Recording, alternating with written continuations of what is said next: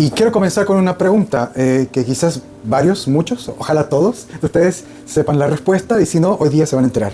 ¿Han escuchado hablar del capitán Allen Gardiner? ¿Sí? ¿Saben quién es el capitán Allen Gardiner? Él fue un capitán de barco que sirvió en la Real Armada Inglesa en el siglo XIX. Pero ante todo, Allen Gardiner era un cristiano que anhelaba llevar el evangelio a lugares donde no había sido proclamado. Gardiner es muy especial para nosotros los anglicanos porque gracias a sus esfuerzos llegó la iglesia anglicana a Sudamérica. Él fijó su mirada en nuestro continente y gracias a todo su empeño se logró fundar la primera sociedad misionera a Sudamérica, o por sus siglas en inglés, SAMS. Los primeros misioneros anglicanos llegaron a nuestros países, donde incluye Bolivia, Perú, Argentina, Chile, gracias a esta sociedad misionera. Es una historia maravillosa de cómo el evangelio y cómo la iglesia anglicana llegó a este continente. Pero esta historia maravillosa no está escrita llena de capítulos triunfales y de grandes logros. Al contrario, esta historia está escrita con muchos riesgos y con altos precios que fueron pagados. Por ejemplo, en 1838, Gardiner realizó su primer viaje a Argentina y de allí pasó a Valdivia, a Chile. Intentó establecer una misión ahí, en el nombre del Señor, entre el pueblo mapuche, pero terminó en un rotundo fracaso. En 1845 viajó nuevamente al estrecho de Magallanes. Inició una misión ahora con el pueblo Selknam, pero que fue tan duro, la oposición de este pueblo fue tan fuerte que esta misión tampoco prosperó. Después de eso, él intentó irse a otro lado, se fue a Perú y a Bolivia, y ahí intentó misionar con los quechuas y aymaras de estos dos países. Y al principio parecía que todo estaba bien, pero finalmente llegaron a la iglesia católica y los representantes católicos y expulsaron a Gardiner y a los misioneros de Perú y de Bolivia. Fracaso tras fracaso tras fracaso. Pero estos fracasos no detuvieron sus convicciones, así que nuevamente se embarcó ahora hacia el sur del continente. Hacia lo más sur, en el año 1850, viajó a la isla Picton, que está en Tierra del Fuego. Y ahí llegó y los indígenas fueron a recibirlo, pero sucedió algo muy extraño. Los indígenas estaban acostumbradísimos a que los religiosos les regalen cosas. Así que cuando vieron a otro religioso, llegaron a su barco, se sacaron todo y dejaron a Gardiner y a su tripulación sin alimentos, en pleno invierno. Y con el frío y los fuertes vientos, ellos tuvieron que dejar la isla y refugiarse en la bahía Aguirre. Dejaron una nota, un cartel, donde pedían ayuda desesperadamente en la isla. Nadie encontró a tiempo ese cartel y ellos quedaron solos, varados en la bahía Aguirre. Y el tiempo pasó hasta que finalmente, en octubre de 1851, fue un grupo en su rescate y encontraron al capitán Allen Gardiner y a toda su tripulación muertos. Habían fallecido por inanición, o sea, de hambre. ¿Cuántos se convirtieron por el ministerio de Allen Gardiner mientras él estaba vivo? 0. ¿Cuántas misiones logró fundar él? Ninguna en su vida. Pero después de esto se creó la SAMS. Y después de esto vinieron muchos misioneros a Sudamérica. Y pasaron los años y aquí estamos. Aquí estamos. Pero lo que siempre me impacta es cómo este hombre y su tripulación arriesgaron todo por el evangelio. Y literalmente lo dieron todo por el evangelio. Anglicanos enteramente convencidos de que valía la pena dar su vida para que el evangelio llegue a esta parte del mundo. Y esta historia siempre me conmueve y siempre me hace preguntarme qué es lo que tenían ellos, qué es lo que les motivaba para hacer este tipo de cosas. ¿De dónde sacaba valor Allen Gardiner después de un fracaso, seguir intentando, otro fracaso, seguir intentando, fracaso y seguir intentando? ¿De dónde sacaba ese valor al punto de dar su vida? ¿Qué les impulsó? Con estas preguntas en mente, vamos a ir al capítulo 3 de nuestro libro que estamos estudiando, el capítulo 3 de Ruth. Hoy vamos a ver y vamos a aprender que la verdadera audacia proviene de la fe y se sustenta y obtiene su poder en la gracia. Vamos a orar. Señor, tú creaste todo de la nada. Tú hiciste que de las tinieblas brille la luz. Te rogamos que de la misma manera ilumines nuestros corazones con la luz del conocimiento de tu gloria en Jesucristo, mediante tu palabra poderosa y preciosa. Amén. Amén. Brevemente recordemos un poco la historia. En el capítulo 1 de Ruth se nos presenta esta familia, el esposo llamado Elimelech, su esposa Noemí y sus 2 hijos. Viene una gran hambruna y con esta hambruna mucha muerte por toda la tierra, así que esta familia decide salir de Belén, salir de Israel y se van al país de Moab en busca de alimentos. Allí en Moab sus 2 hijos se casan con mujeres moabitas. Todo parecía ir bien, pero de pronto muere Elimelech dejando a Noemí viuda. Pero después mueren también los 2 hijos. Así que quedan las 3 mujeres viudas, Noemí y las 2 moabitas. Entonces Noemí escucha que el hambre en Israel ha terminado y decide regresar. Y una de sus nueras decide quedarse en Moab, pero la otra la acompaña.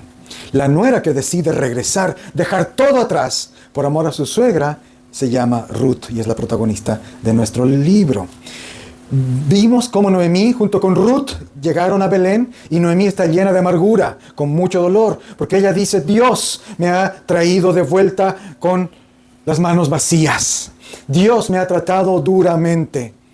Y Noemí está sufriendo muchísimo en el capítulo 1. Pero en el capítulo 2, vimos la semana pasada que aparece un nuevo personaje, un hombre muy rico, que es temeroso de Dios, que es pariente de Noemí y se llama Boaz. Un día Ruth va a buscar comida amparada por la ley de Israel, junto con los pobres que van a recoger espigas en los campos, y sin saberlo termina en los campos de Boaz. Y eso vimos la semana pasada, cómo Boaz le extiende a Ruth compasión y gentileza, amabilidad, amor. Él se había enterado de que Ruth, una moabita, había dejado a su pueblo, había dejado a sus dioses, había dejado a su familia por ir detrás de Noemí, por acompañar a su suegra. Y había hecho a Noemí su más grande tesoro. Esta conversión tan radical de la moabita conmovió a Boaz. Así que él le ofreció ayudarles y les dio mucha generosidad. Y Boaz en el capítulo 2 vimos que actúa como un representante de Dios. Les extiende una clase de amor y de bondad que en la Biblia se describe con una palabra. ¿Recuerdan cuál es la palabra que aprendimos? Una palabra en hebreo. Gesed. Gesed, que se ha traducido como, en algunas partes como amor abundante, en otras partes se traduce como misericordia, en otras partes se traduce como bondad. Pero es una sola palabra que expresa este amor inmerecido, un amor sorpresivo que Dios tiene para su pueblo. Pero que en algunas partes, algunos personajes bíblicos también extienden Gesed. Noemí estaba muy triste porque pensaba que ya no había para ella Gesed. Pero la bondad de Boaz, la misericordia de Boaz le mostró que Dios seguía tratándola a ella con misericordia. Eso es lo que vimos en el capítulo 2. Las 2 viudas han sobrevivido, ya no están en peligro de muerte por no tener comida. Así termina el capítulo 2, con esperanza. Pero todavía el problema de fondo está ahí para las 2 mujeres. ¿Cuál es el problema de fondo? Que siguen siendo 2 mujeres vulnerables, sin esposo, sin herencia, sin propiedades, sin garantías a largo plazo, sin un futuro seguro. Es verdad que ahora hay alguien que les ha protegido, pero la cosecha va a terminar pronto. El trigo se va a acabar, la cebada se va a acabar. ¿Qué va a hacer de estas 2 mujeres cuando ya no haya espigas en el campo, en el piso, para recoger? Lo que ellas necesitan es una restauración, una redención permanente. Así empieza el capítulo 3. Y eso es lo que vamos a ver ahora. Hay una gran diferencia entre el capítulo 2 y el capítulo 3. En el capítulo 2 es Ruth la que toma la iniciativa, ¿recuerdan? Es ella la que sale a trabajar, la que le dice a su suegra: déjame ir a buscar alimento. Ahora en el capítulo 3 es Noemí quien toma la iniciativa. Y es muy notable cómo se desarrolla esta historia y también la personalidad de Noemí en el libro. Y quiero que pensemos un poco en Noemí. Ella en el capítulo 1 está desesperada, está amargada. De hecho, se cambia el nombre. Le dice a la gente: no me llamen más Noemí, porque Noemí significa placentera. No quiero llamarme Noemí, llámenme Mara, que significa amarga, amargada, estoy amargada. Pero al comienzo del capítulo 2, La vemos así, todavía amargada, todavía con síntomas de lo que hoy día diríamos una depresión. No quiere ver a nadie, no quiere salir de la casa. Ella se queda en la casa mientras que Ruth la que va a buscar comida. Ruth corre el riesgo, mientras que Noemí no hace nada, no quiere ver a nadie. Pero al final del capítulo 2, algo grande sucede. Cuando Ruth regresa y trae alimento y le dice que tuvo, entre comillas, la suerte de llegar justo al campo de Booz y que tuvo, entre comillas, la suerte de que justo Booz fue bueno y le dio comida, para Noemí esto significa una sola cosa, que tuvo mucha suerte. No, mentira. No existe la suerte, no existe la suerte. Noemí sabe muy bien eso. Ella sabe que nada de eso fue suerte, sino que es Dios. Dios quien le ha mostrado generosidad a través de las acciones de Booz. Él no les ha abandonado. Entonces en el capítulo 2, Noemí está, al final, está más animada. Así que ahora en el capítulo 3, la vemos completamente animada. Quizás hasta un poco demasiado animada, yo diría, porque ¿te diste cuenta qué hace Noemí? Ella decide hacer algo tremendo, tremendamente osado. Le instruye a Ruth que vaya y haga algo tremendamente osado. En los versos 1 al 4 le dice que tiene que bañarse, perfumarse, ponerse su mejor vestido y le impulsa a buscar a Booz en la noche más importante de la cosecha, que es cuando se separa el grano de la cebada. ¿Por qué escoge esa noche en particular? Porque la última noche, cuando se hace esa separación, cuando se alista los granos, terminaba con una fiesta, era tradición, había una gran fiesta con mucha comida y con mucha bebida. Entonces, Noemí sabía que esa noche Booz iba a estar bien comido y también bien bebido. ¡Qué arriesgado! Y ahí envía a su nuera, bien vestida, bien perfumada. Ahora, ¿está Noemí incitando a Ruth a seducir a Booz? El pasaje es muy ambiguo. Hay palabras y frases que tienen dobles sentidos aquí. Y en Chile no sabemos nada de los dobles sentidos, ¿no es cierto? Pero hay unos detalles importantes. En el verso 1, mira lo que Noemí le dice a Ruth. Hija mía, es mi obligación buscarte un hogar. Lo que Noemí busca para Ruth es un hogar, seguridad, protección, un estado de paz, según los planes de Dios. Y cuando le dice que se bañe, que se perfume, la palabra que está usando ahí, que se ha traducido en nuestras Biblias como perfúmate, literalmente es la palabra hebrea para úngete, que se unja. Lavarse y ungirse era la forma como se daba por finalizado el luto en Israel. Entonces, al hacer esto, Ruth le está demostrando a Booz que ella está disponible para el matrimonio. Ya ha terminado su luto. Esa es la intención. Y especialmente en el verso 4, cuando dice que le pide que debe levantar el manto con el que Booz se cubre los pies. Este acto no tiene mucho sentido para nosotros, ¿no es cierto? Echarte a los pies de alguien. Pero en la cultura antigua, acostarse a los pies de alguien y descubrirlos era una postura de extrema humildad. Era literalmente tirarse a los pies de alguien en servidumbre, en petición. En el Nuevo Testamento vemos una actitud similar, cuando una mujer pecadora entra a donde estaba Jesús y se postra a sus pies, los besa y los lava con sus lágrimas y los seca con su cabello. Entonces, estar a los pies de alguien era una actitud de suma humildad, de gran humildad. Y otra cosa muy importante, otro detalle en el texto. Cuando Booz habló por primera vez con Ruth, Booz le dice estas palabras: que el Señor, bajo cuyas alas has buscado refugio, te premie. La misma palabra que se ha traducido como alas se puede traducir también como manto. Booz le dijo que el Señor, bajo cuyo manto has buscado refugio, te premie. Y cuando Ruth habla con Booz, ella le dice: soy Ruth, tu sierva, proteja a esta tu sierva bajo tu manto, tus alas. Es la misma palabra. Ruth le está diciendo: tú me dijiste que Dios me cubre con su manto, ahora yo te estoy pidiendo a ti que tú seas ese manto.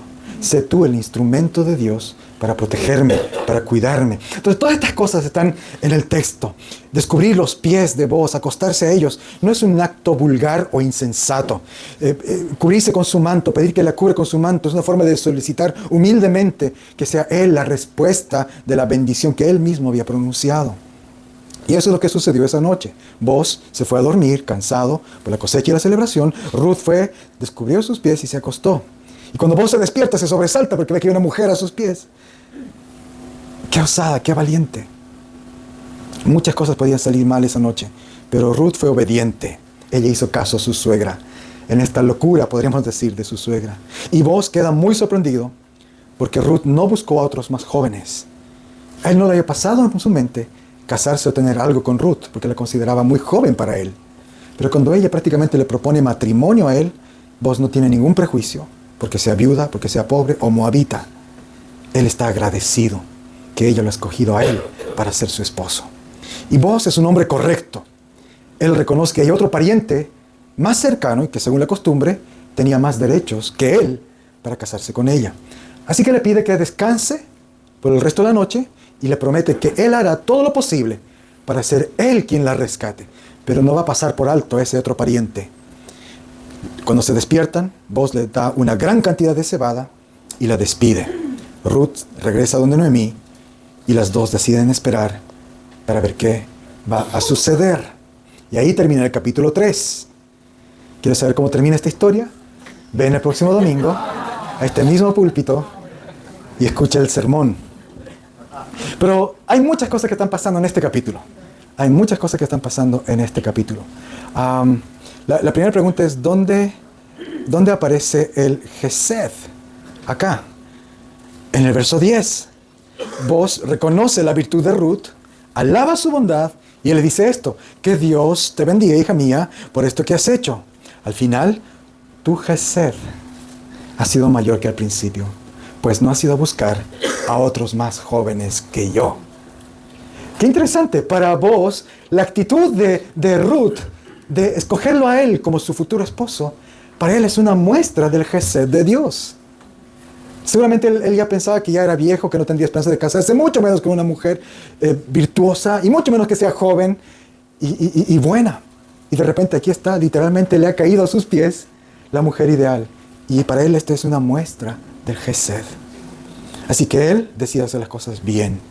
Él no va a pasar por encima de la ley, respeta el derecho del otro pariente y se pone manos a la obra para hacer todo lo posible para casarse con Ruth.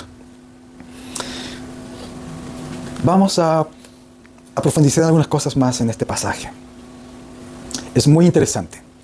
Ya lo mencioné hace rato, pero este texto está repleto de ambigüedades. Y es aquí donde quiero concentrarme. Porque el autor escribió este texto de esta manera. Todos nosotros sabemos que las palabras pueden tener doble sentido, ¿no es cierto? Y mayormente cuando hay doble sentido, ¿hacia qué lado apunta ese doble sentido? Palabras y frases que en nuestro texto en español ya se puede apreciar el doble sentido, pero también en el idioma original, en el hebreo. Por ejemplo, en el verso 3, miren sus Biblias. Noemí le dice a Ruth: báñate y perfúmate y ponte el mejor de tus vestidos. ¿Qué le está diciendo? ¿Qué le está diciendo ahí?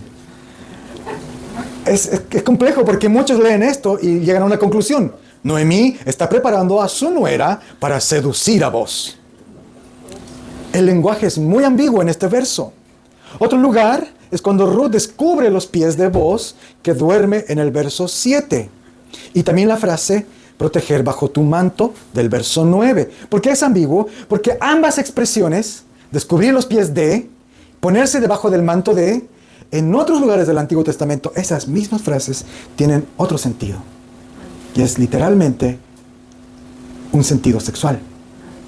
Cuando en otros lugares de la Biblia dice que alguien descubrió los pies de alguien, está diciendo tal persona tuvo relaciones sexuales con esta otra persona. Cuando dice en otros lugares tal persona se puso bajo el manto de, está diciendo se acostó con. De hecho, en el hebreo, la palabra piernas o pies son eufemismos. Los eufemismos son palabras que se usan para sustituir a otras de mal gusto o vulgares. Entonces, piernas o pies eran eufemismos que se usaban para hablar de los genitales. Entonces ya te puedes imaginar cuando un lector hebreo lee esta parte donde dice que Ruth debe ir y descubrir los pies de Boaz y acostarse ahí. Y el verbo acostar es igual que en español. En español el verbo acostar puede significar simplemente que alguien se echa, se pone a dormir, se pone en una posición para dormir. Pero también puede significar que alguien se acostó con otra persona. Todos estos dobles sentidos están así escritos, o es, mejor dicho, el lenguaje que está usando el autor de Ruth es ambiguo. Es sorprendente el uso de palabras y frases en el original y en las traducciones que pueden tener un doble sentido. Todo pareciera que esto es un acto de seducción que termina sí o sí en un acto inmoral. O por lo menos que esa fue la intención de las mujeres. La gran pregunta es, ¿por qué la Biblia utiliza este lenguaje? ¿Por qué no dice simplemente, de forma llana y simple, que Ruth fue y le pidió ayuda a Boaz y Boaz decidió ayudarle? ¿Por qué el autor escribió este capítulo de esta manera? Porque lo que se ha hecho aquí es claramente intencional. El autor sabía que sus lectores iban a entender los dobles sentidos o las múltiples interpretaciones de su relato. ¿Qué es lo que está intentando entonces comunicar? La clave está en el principio y en el final de la historia. Mira conmigo nuevamente el verso 1. La palabra clave aquí es hogar, que en algunas otras traducciones de la Biblia se ha traducido como seguridad. Literalmente, aquí se está ocupando la palabra reposo, un lugar de reposo, de descanso. Eso es lo que debe ayudarnos a interpretar qué es lo que realmente pasó esa noche. Lo que Noemí quiere, lo que motiva a Noemí para hacer esta cosa arriesgada, es que Ruth encuentre reposo, seguridad, un hogar, una familia. Y esta no es la primera vez que este concepto aparece en el libro. Desde el principio, el tema de la seguridad está latente. La familia de Noemí deja Belén porque ya no había seguridad en Belén. Ya no hay alimentos en Belén. Van a Moab buscando seguridad. Y cuando están en Moab y lo pierden todo, las tres mujeres están sin hogar, sin seguridad. Y Noemí ora que Dios tenga gesed, misericordia con sus nueras. Y hemos visto que el Señor responde esa oración a través de Boaz. Él les da compasión. Entonces Noemí ha visto la compasión de Dios hacia su nuera. Y ella entiende que solo le falta una cosa: hogar, familia, un esposo. Entonces lo que Noemí está haciendo es desinteresado. Ella ama a Ruth y está convencida de que el Señor por fin les ha mostrado gesed. Y ve que Boaz es la respuesta a sus oraciones. Y mira cómo termina el capítulo 3. En el verso 18, Noemí dice que Boaz no va a descansar hasta arreglarlo todo. Es la misma idea. Seguridad, descanso para Ruth, lo mejor para su nuera. Ese es el tema. Buscando descanso y seguridad que se incorpore al pueblo de Dios mediante un matrimonio. Eso nos debe ayudar a entender por qué se usa un lenguaje ambiguo. Yo creo que el autor escribió de esa manera tan ambigua para señalar, para enfatizar los grandes riesgos que estas dos mujeres asumieron. Repite después de mí: riesgos. Riesgos. Riesgos. Las decisiones de ambas y las acciones de ambas no estaban libres de riesgos. Estaban llenas de potenciales desastres. ¿Qué habría pasado si los israelitas descubrían a Ruth toda arreglada, emperifollada, oliendo a rosas, con ropa linda, entrando al lugar donde está durmiendo Boaz? Y más encima, una moabita. Y ustedes saben qué significa eso en el contexto de la historia. Una moabita entrando en la casa de un hombre maduro y soltero, que más encima está borracho. ¿Te imaginas? ¿Qué podían haber pensado? Que esta mujer, este enemigo de Dios, seduciendo a un israelita, como las mujeres de su pueblo en años pasados han seducido y han prostituido a nuestro pueblo. Es otra prostituta. Los israelitas podrían recordar el pasaje de Números 25, donde las mujeres moabitas sedujeron a los israelitas y podían maltratar o incluso aplicar sobre Ruth el castigo de una prostituta, que era de muerte. Era al ir donde está Boaz durmiendo, toda emperifollada, Ruth está arriesgando su vida. ¿Por qué? Porque su suegra se lo dijo, en obediencia. ¿Y por qué su suegra se lo dijo? Porque quiere lo mejor para Ruth. Riesgos, riesgos. Todos podían entender mal la situación. Y fue arriesgado también acercarse a Boaz, porque claramente él no se esperaba que eso suceda. De hecho, cuando la Biblia dice que cuando él se despierta prácticamente se asusta. ¡Guau! ¿Qué es esto? Hay algo a mis pies. Él podía malinterpretar sus acciones, podía acusarla de algo inmoral, o peor aún, podía aprovecharse, porque es un hombre, es un pecador, y tenía la perfecta excusa, estaba borracho. Podía haberse sobrepasado perfectamente. La niña estaba ahí en bandeja de plata para él, literal. Y si él se aprovechaba de ella y ella quedaba embarazada, ¿qué esperanzas tendría Ruth de encontrar la familia, la seguridad, el descanso que tanto necesitaban? Nada. Entonces, por eso está escrito así, con tanta ambigüedad, porque los riesgos que estas dos mujeres asumieron eran grandes. Repite nuevamente, riesgos. Estas mujeres, con sus planes, con sus acciones, arriesgaron todo esa noche y se encomendaron a la soberanía de Dios. ¿Te imaginas cómo saldría Ruth de su casa? Arréglate, báñate, perfúmate, ponte tu mejor vestido y sal afuera. Yo me imagino ella orando: Señor, por favor, que nadie me vea, que nadie malinterprete esto, que vos no me hagas daño, que es el susto, el riesgo es grande. Pero todos sus riesgos dan buen fruto. Vos recibe sus acciones de la mejor manera posible. Vos hace lo correcto, no se aprovecha de ella, protege su honor, protege su reputación, y Dios la protege a Ruth al no permitir que ningún israelita se entere ni la descubra en su llegada en secreto y tampoco en su salida en secreto. Nada inapropiado pasó esa noche entre Boaz y Ruth. En el verso 13, Boaz le dice: duerme aquí esta noche, descansa hasta mañana. Quédate. Esta frase no tiene doble sentido, no tiene ambigüedad. Simplemente le dice: quédate y descansa. Nada más pasó. Lo único que pasó es que Ruth esa noche se quedó ahí y descansó. Esa es la clase de hombre que era Boaz: íntegro, temeroso de Dios.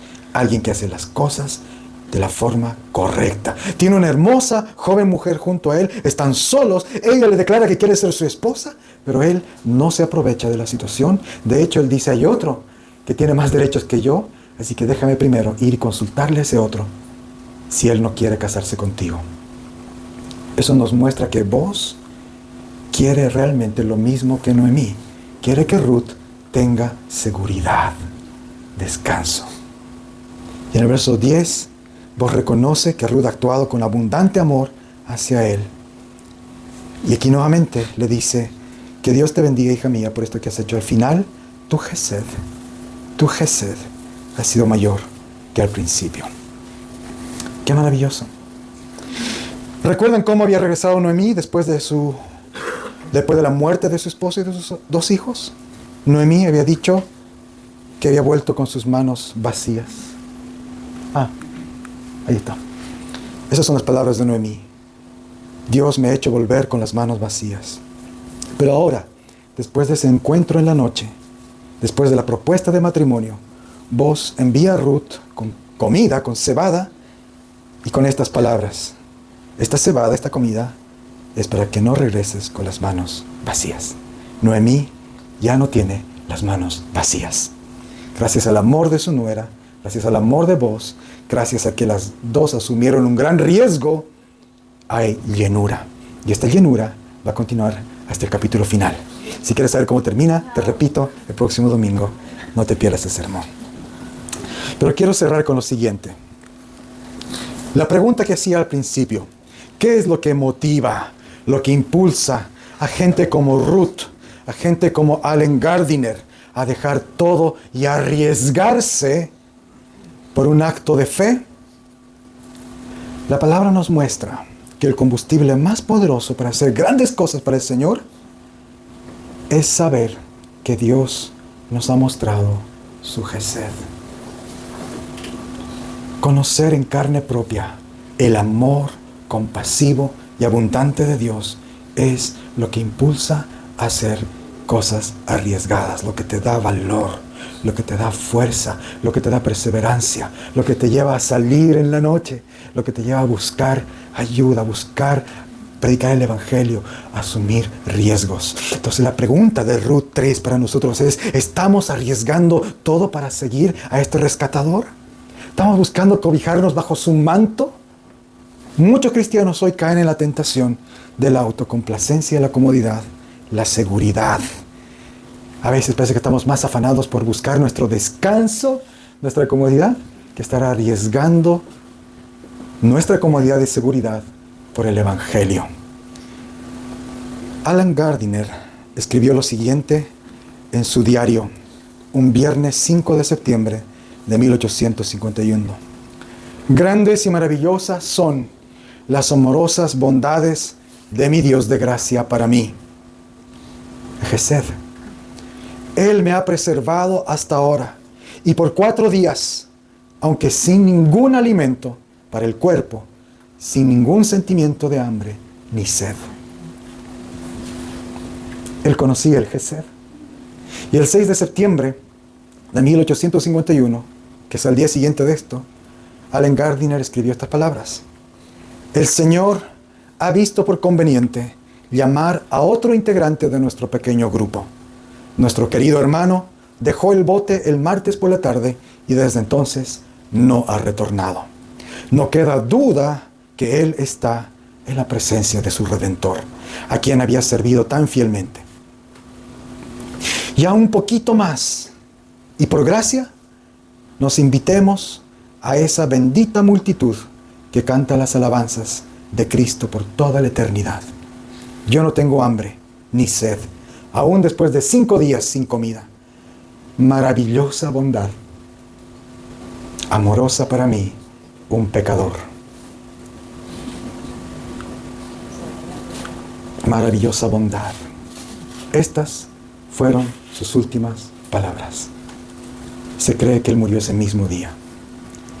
Querida iglesia, la historia de Allen Gardiner es la historia de Ruth, es la historia de cientos de cristianos que asumen riesgos, que lo arriesgan todo, su casa, su familia, su comodidad, su salud, su futuro, su honra, su reputación, y lo hacen porque han entendido, porque han experimentado, porque han vivido la misericordia de Dios, la gracia de Dios.